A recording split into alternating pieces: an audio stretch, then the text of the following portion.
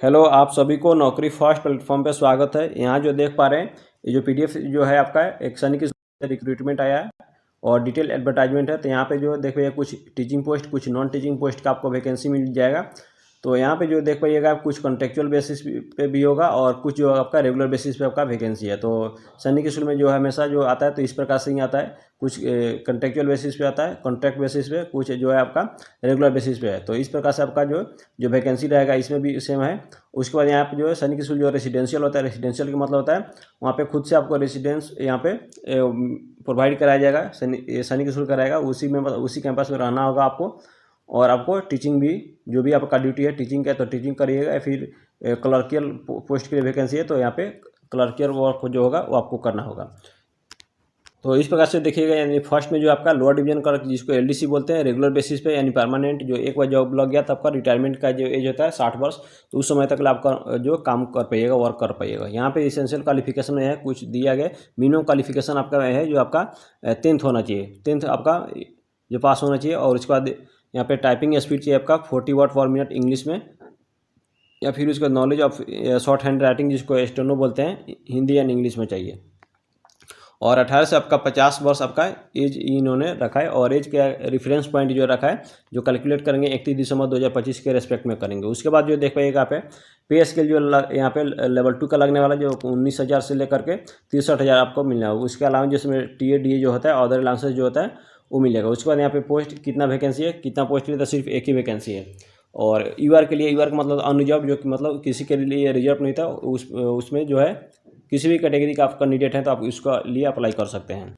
दोनों में जो देख पाइएगा, पीजीटी बायोलॉजी के लिए यहाँ पे जो कॉन्ट्रेक्चुअल बेसिस पे, कॉन्ट्रैक्ट बेसिस पे, कॉन्ट्रैक्ट बेसिस का मतलब था एटलीस्ट आपको 1 academic year, 2 academic year, at least 1 academic year के लिए लगते हैं और उसको बाद में एक्सटेंड भी कर देते हैं उनके रिक्वायरमेंट के अकॉर्डिंग।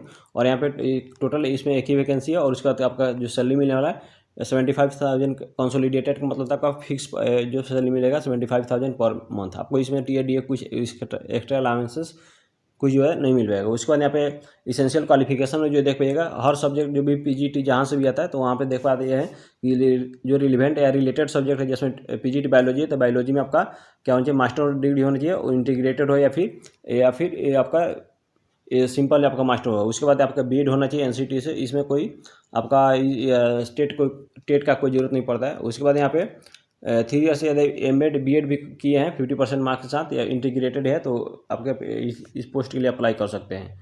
फिर उसके बाद यहाँ पे जो देख पाइएगा डिजायरेबल, मतलब जो ऐच्छिक की योग्यता बोलते हैं, तो इसमें आपका सीटेट टेस्ट मांगे हैं, तो यदि है तो अच्छा है, नहीं है तो आपको फिर भी अप्लाई कर सकते हैं। फिर उसके बाद यहाँ पे देख पाइएगा, यहाँ पे पीजीटी आपका मैथ के लिए, तो पीजीटी मैथ के लिए भी यहाँ पे जो देख पाइएगा टोटल एक ही सीट के लिए 75,000, जितना भी पीजीटी पोस्ट के लिए है तो 75,000 आपका कंसोलिडेटेड है, मतलब कि फिक्स पर सैलरी है। फिर उसके बाद यहाँ पे इसेंशियल क्वालिफिकेशन में जो देख पाइएगा आपका पीजी में आपका यहाँ पे आपका मैथ होना चाहिए, उसके बाद यहाँ पे मास्टर होना चाहिए और उसके बाद आपका बीएड होना चाहिए साथ में। बस सेम सब में सेम रहने वाला है। फिर उसके बाद देखिए कंप्यूटर साइंस में भी है, तो कंप्यूटर साइंस में यहाँ पे एमएससी, यहाँ पे देख पाइएगा यहाँ पे एमएससी कंप्यूटर साइंस मांगा जा रहा है, या फिर एमसीए है किसी भी जो यूनिवर्सिटी से या इंस्टीट्यूशन, या फिर एमई एमटेक है कंप्यूटर साइंस में 50% मार्क्स के साथ। उसके बाद यहाँ पे बीएड मांगे हैं। उसके बाद 75,000 यहाँ पे इसमें भी इस पोस्ट के लिए 75,000 यहाँ पे कंसोलिडेटेड है और 1 सीट यहाँ पे ऑन रिजर्व है। ईवर का मतलब किसी भी कैटेगरी का आप हैं तो अप्लाई कर सकते हैं। उसके बाद जो देख पाइएगा, और जो यहाँ पे डिजायरेबल में है तो उसको यदि है तो ज़्यादा वेटेज मिलेगा, नहीं है तो फिर भी आप अप्लाई कर सकते हैं। सब में जो है एक आपका एज जो रहने वाला है 21 to 40 ईयर्स रहने वाला, मतलब 21 से आपका 40 वर्ष रहने वाला है पीजीटी के लिए। उसके बाद यहाँ पे देखो 31 दिसंबर के यहाँ पर रेफरेंस पॉइंट है, यहीं से आपका एज कैलकुलेट करेंगे। फिर उसके बाद यहाँ पे लाइब्रेरियन के लिए यहाँ पे देखो ये भी कॉन्ट्रेक्चुअल बेसिस का है और एक ही सीट है यूआर के लिए, कोई भी अप्लाई कर सकता है।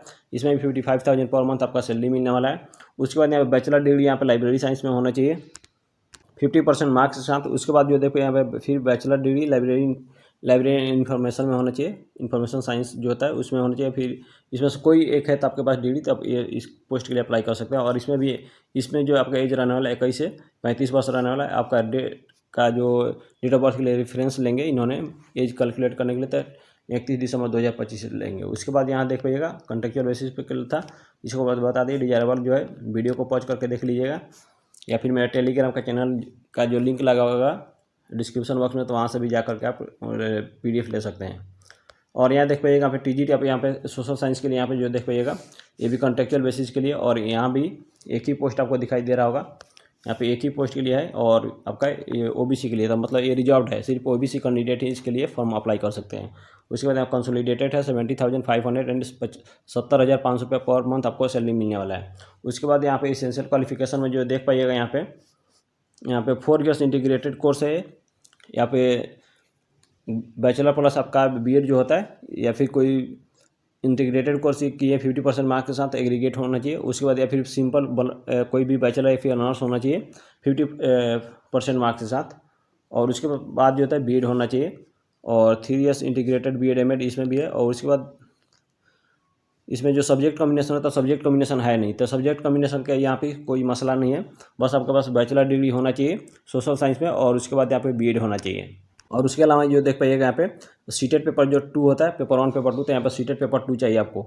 उसके बाद आपके हिंदी इंग्लिश में आपको पढ़ाने का जो प्रोफिशिएंसी माने टेक्निक होना चाहिए। उसके बाद यहाँ पे आपका 21 to 35 ईयर्स है, यहाँ पे डिजायरेबल आपका एज है, उसके बाद डिजायरेबल में है, इसको देख लीजिएगा। यदि PG डिग्री है, हायर क्वालिफिकेशन है तो ज़्यादा सही है, ज़्यादा एक्सपीरियंस आपको वेटेज देंगे। उसके बाद यहाँ पे देख पाइएगा फिर यहाँ पे TGT जनरल साइंस के लिए यहाँ पे देख पाइएगा, यहाँ पे TGT जनरल साइंस के लिए, तो इसमें भी जो है आप देख पाइएगा एक ही वैकेंसी है, 1 वैकेंसी ईआर के लिए, इसमें कोई भी अप्लाई कर सकता है। 70,500 होगा, TGT में 70,500 दे रहे हैं। और उसके बाद इसमें भी आपका जो इसेंशियल क्वालिफिकेशन में देख पाइएगा, और इसमें जो देख पाइएगा आपका इसेंशियल क्वालिफिकेशन 50% आपका मार्क्स होना चाहिए, आपका इंटीग्रेटेड है या फिर ऑनर्स है या बैचलर मतलब है सोशल साइंस में किसी में। और इन्होंने सब्जेक्ट कॉम्बिनेशन नहीं बनाया है, सब्जेक्ट कॉम्बिनेशन के बारे में इन्होंने बोल दिया है कि जो CBSE या फिर KVS NBS का जो रिक्रूटमेंट का रूल है उसी के अकॉर्डिंग आपका सब्जेक्ट कॉम्बिनेशन होना चाहिए, मतलब आपका इन्होंने अपना से खुद से नहीं डिसाइड किया है। और यहाँ भी देख पाइएगा आपका सेम यहाँ पे भी लिखा हुआ है यहाँ पे आपका TGT जो सोशल साइंस बोल रहा था कि यहाँ पे नहीं लिखा हुआ है आपका सब्जेक्ट कॉम्बिनेशन, तो सब्जेक्ट कॉम्बिनेशन इन्होंने अपने से नहीं बनाया, बट इन्होंने एक कंडीशन रख दिया है कि आपका जो आपका KVS NBS का जो यहाँ पे रिक्रूटमेंट होता है जिस रूल पे, उसी रूल पे आपका सब्जेक्ट कॉम्बिनेशन होना चाहिए। जिसमें सोशल साइंस का है तो आपका हिस्ट्री या ज्योग्राफी में से कोई एक ऑनर्स होना चाहिए, और जिसमें पॉलिटिकल साइंस इकोनॉमिक्स है तो उसमें से भी कोई एक सब्जेक्ट होना चाहिए। 2 सब्जेक्ट आपके पास ग्रेजुएशन में होना चाहिए। और इसके बाद जो देखिए आपका जो जनरल साइंस हो गया, कॉन्ट्रेक्चुअल बेसिस पे था। और उसके बाद नीचे आइएगा यहाँ पे अपर डिवीजन क्लर्क, जिसको UDC बोलते हैं, तो यहाँ पे भी आप देखिएगा OBC के लिए सिर्फ रिजर्व है, सिर्फ और सिर्फ OBC कैंडिडेट अप्लाई करेंगे। इसके यहाँ पे जो आपका 40,000 पर मंथ, आपका 40,000 पर मंथ आपका सैलरी मिलने वाला है। उसके बाद ग्रेजुएशन होना चाहिए, 2 ईयर्स का यहाँ पे एक्सपीरियंस होना चाहिए किसी भी गवर्नमेंट या फिर कमर्शियल ऑर्गेनाइजेशन में, और टाइपिंग स्पीड चाहिए 40 वर्ड पर मिनट आपका इंग्लिश में होना चाहिए। MS वर्ड में आपका ऑनलाइन टाइपिंग आना चाहिए। इसके बाद आपका इंग्लिश हिंदी में आपका एबिलिटी होना चाहिए, करस्पॉन्ड का मतलब होता है टाइपिंग वाइपिंग करने या फिर आपको कम्युनिकेशन के लिए। उसके बाद यहाँ पे शॉर्ट हैंड राइटिंग यदि आपके पास है तो ज़्यादा सही है, क्योंकि इसमें यहाँ पे एडिशनल क्वालिफिकेशन माना जा रहा है। और यहाँ पे एज रहने वाला है 18 से लेकर के 50 वर्ष के लिए आपका एज रहने वाला है। और यहाँ पे देख पाइएगा आपका ड्राइवर पोस्ट के लिए यहाँ पे एक वैकेंसी है, तो यहाँ पे 2 पोस्ट है, एक SC के लिए और ST के लिए। तो जिस कैटेगरी में है वहीं उसी कैटेगरी के लोग फॉर्म अप्लाई करेंगे। उसके बाद 30,000 पर मंथ आपका सैलरी मिलने वाला है। उसके बाद यहाँ पे SSLC मतलब आपका हाई स्कूल जो होता है 10 आपका सिंपल 10 ही चाहिए, मैथमेटिक ही चाहिए। और स्वीट एविएशन इसके पास क्या चाहिए, ड्राइविंग लाइसेंस चाहिए, इसको heavy and the light vehicles का दोनों के लिए ड्राइविंग लाइसेंस के साथ होना चाहिए। और उसके बाद यहाँ पे एक्सपीरियंस के बारे में बताया गया है, तो इसको यहाँ पे जो डिटेल है इसको थोड़ा अपने से खुद से पढ़ लीजिएगा। और इसमें भी जो आपका एज जो बताया गया, एज आपका इसमें भी 18 से 50 वर्ष रहना तो बहुत अच्छा मतलब आपको अपॉर्चुनिटी मिल जाएगा, जिनका भी अपर एज का कोई मतलब ये नहीं रहेगा।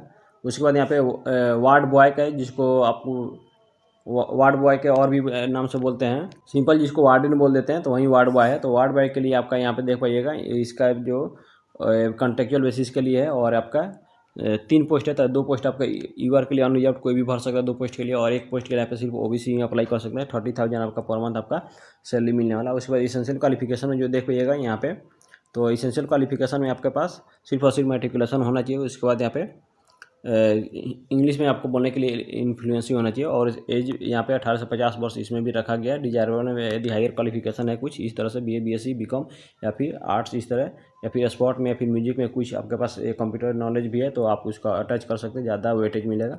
उसके बाद ये देखिए TGT यहाँ पे TGT आपका मैथमेटिक्स के लिए है। यहाँ पे कॉन्ट्रेक्चुअल बेसिस पे टीचर पोस्ट के लिए जो भी है वो सब कॉन्ट्रेक्चुअल बेसिस पे है। तो यहाँ पे देखिए ये एक आपका 70,500 आपका इसमें भी पर मंथ सैलरी मिलने वाला है। उसके बाद OBC के लिए एक ही है आपका रिजॉर्ट है। उसके बाद यहाँ पे देखिएगा आपका जो इसेंशियल क्वालिफिकेशन में यहाँ पे 4 ईयर्स इंटीग्रेटेड होने चाहिए। और फिर उसके बाद सब्जेक्ट कॉम्बिनेशन में इन्होंने बताया कि KBS NBS का जो रूल्स है उसी के अकॉर्डिंग इन्होंने मांगा है।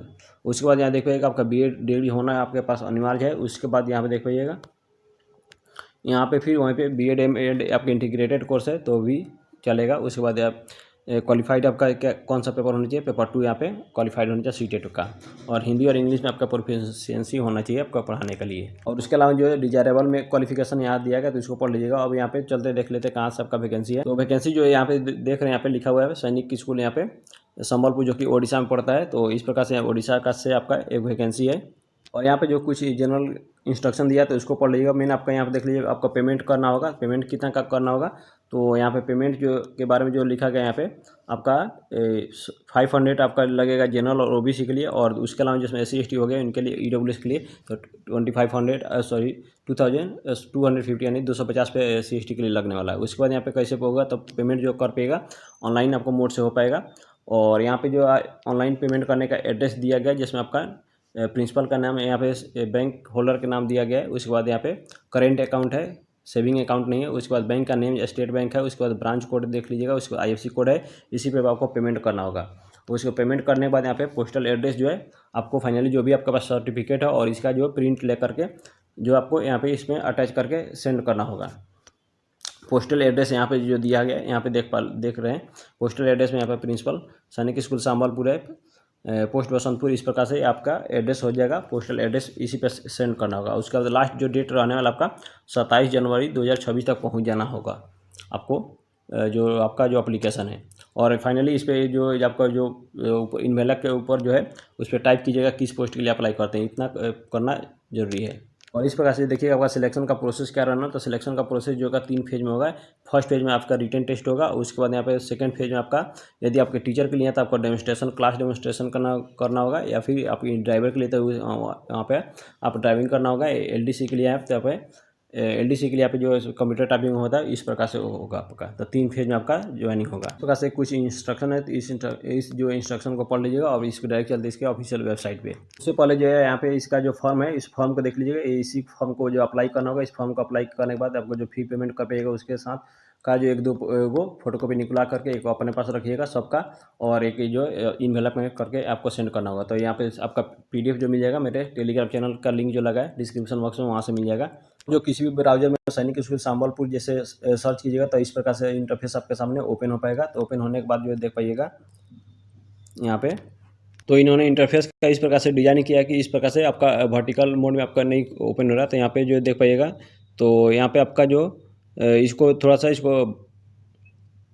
मैंने इसको वर्टिकल कर दे रहा हूँ। हॉरिजॉन्टल था तो हॉरिजॉन्टल में नहीं ओपन हो रहा था। तो यहाँ पे जो देख पाइएगा यहाँ पे ब्लू कलर के जो इस प्रकार से आपका स्क्रॉल हो रहा था, यहाँ पे जो लिखा है व्यू मोर के यहाँ पे आके क्लिक कीजिएगा। तो जैसे यहाँ पे क्लिक करिएगा, मेनली आपका मोबाइल में मैं बता रहा हूँ, तो मोबाइल में इस तरह से आपका ओपन होगा। ओपन होने के बाद जो देख पाइएगा यहाँ पे जो आपका यहाँ पे फर्स्ट में लिखा है यहाँ पे 1 2 जिसमें तो फर्स्ट में आपका जो देख पाइएगा कोरिजेंडम में यहाँ पे लिखा है एडवर्टाइजमेंट लिखा है 6 जनवरी को रिलीज हुआ है। तो 6 जनवरी को देख पाइएगा यहाँ पे आपका यहाँ पे जो है रिक्रूटमेंट यहाँ पे आ जाएगा कैटेगरी में। उसके बाद 6 जनवरी को आपका रिलीज हुआ है। उसके बाद यहाँ पे जो आपका PDF को डाउनलोड करना होगा तो यहाँ से आप डाउनलोड कर सकते हैं।